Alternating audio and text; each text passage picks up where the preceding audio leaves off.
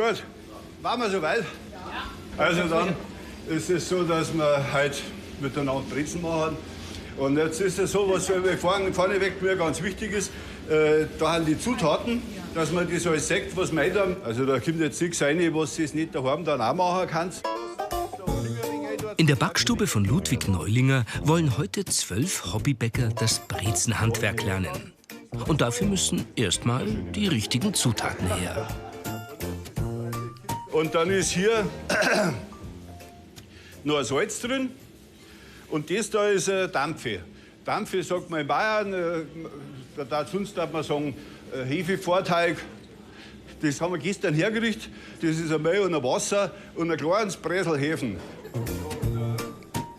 Ludwig Neulinger ist Biobäcker in München und backt schon sein ganzes Leben lang Brezen. Aber warum macht man eigentlich einen Brezenkurs? Also ich habe heute zu meinem Mann gesagt, dann machen wir Weißwurstessen und ich muss die Brezen voll machen, aber natürlich mit Freunden. Also wir haben uns überlegt, wenn das ausgestrahlt wird, dass wir das vielleicht Freunde einladen zum Schauen und dann wollten wir Brezen gleich vorbereiten. Aus 5 Kilo Mehl, Hefe, Salz und Wasser entsteht der Teig. Wie viele Brezen werden daraus? Das werden jetzt, pass auf, da ist richtig 120. Und ich habe jetzt viel gemacht, damit ihr es viel üben könnt. Und wenn wir es bauen haben, dann könnt ihr es natürlich auch alles mit heimnehmen. Den Teig kneten und portionieren übernimmt noch der Bäckermeister selbst. Das müssen die Teilnehmenden später per Hand alleine machen. Zuerst einmal zeige ich es, wie es geht, damit die Leute wissen. Und dann geht es dahin. Das Geheimnis beim Brezenmachen ist der richtige Schling. Den müssen die Teilnehmer gleich selbst hinkriegen.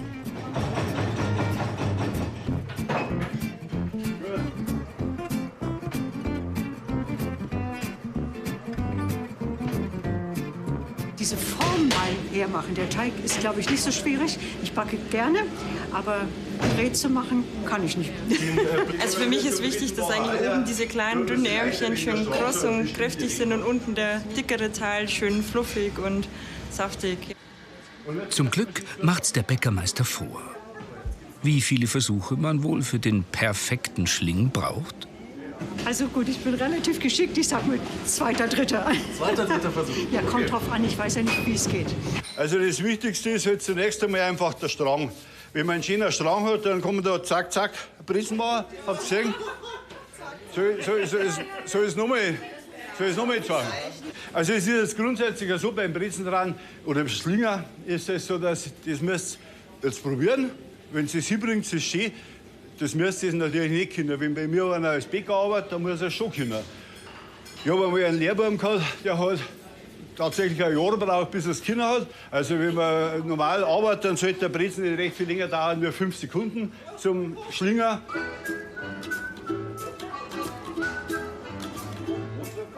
Was bei Ludwig Neulinger so einfach aussieht, lässt die Teilnehmer grübeln. Deshalb gibt's den Brezenknoten zum Nachturnen. Wenn man das so anschaut, das ist jetzt quasi... Ja, aber die unteren Hände müssen wir noch zusammentun. So, du hast recht.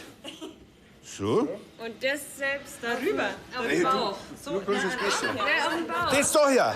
Jetzt, oder? Jetzt haben wir es. Und da sieht man, also die Breze als solches ist quasi was sehr Verbindendes. Jetzt heißt's selber anpacken. Der erste Versuch. Ich habe im Affekt gedreht. Einfach so. Und jetzt? Herr Neulinger? Aber dann Ausbaufähig. Und nebenan? Einigermaßen okay. Schauen wir mal, ob es funktioniert.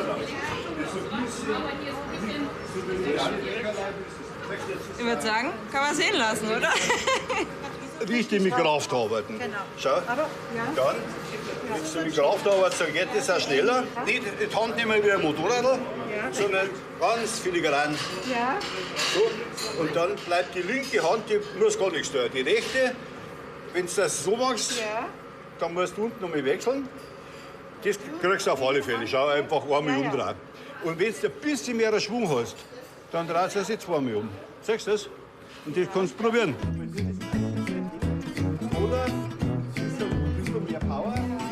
Und? Trägt die Nachhilfestunde beim Bäckermeister Früchte? Schau. Aber du tust die wirklich leichter. Du tust die wirklich leichter, wenn du das nicht da oben machst in der Luft, sondern wenn du das am Tisch machst. Siehst du das? Am Tisch. Darf ich schnell? Jetzt sagt er aber nichts, oder? Ja, freilich, der hat es schön gemacht.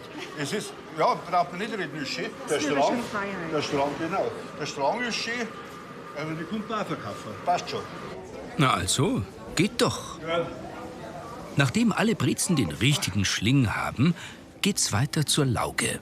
Deswegen ziehe ich jetzt mal vorsichtshalber Handschuhe. Und jetzt brauche ich einen Helfer. Gut? Dann ist es dein Job jetzt.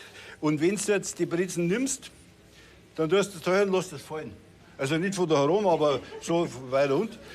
Und dann, wenn, so, darfst du noch hinlegen und nochmal eine. So, jetzt geht das ruckzuck dahin. Und die nächsten.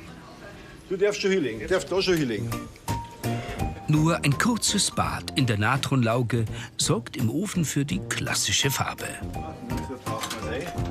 Eine Sekunde taucht man es unter bei der Lauge und dann passt's. Gutes. Grobes Salz drauf. Dann wandern die Brezen in den Ofen. Viertelstunde. Wenn man das jetzt so sieht, dann kommt der Brezenhunger auf. Genau, fehlt wahrscheinlich das Bier dazu.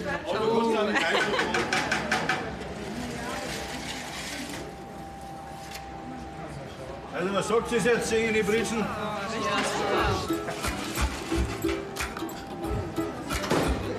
Das sind die, was die zugemacht haben. Ja. Brezen sind fertig, der Butter ist da, der Meister nimmt sich alles selber, sitzt euch nieder und macht Brotzeit. Und dann haben wir es. Dann waren wir erfolgreich.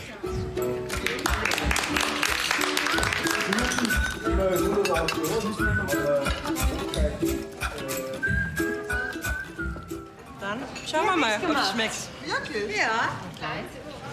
Ich würde das nicht mehr erkennen, was ich mache.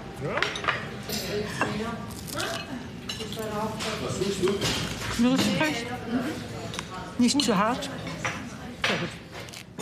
Und wenn man weiß, wie viel Arbeit da drin steckt, dann ist es noch mal besser. Das Geheimnis der bayerischen Brezen. Man muss halt den Richtigen fragen.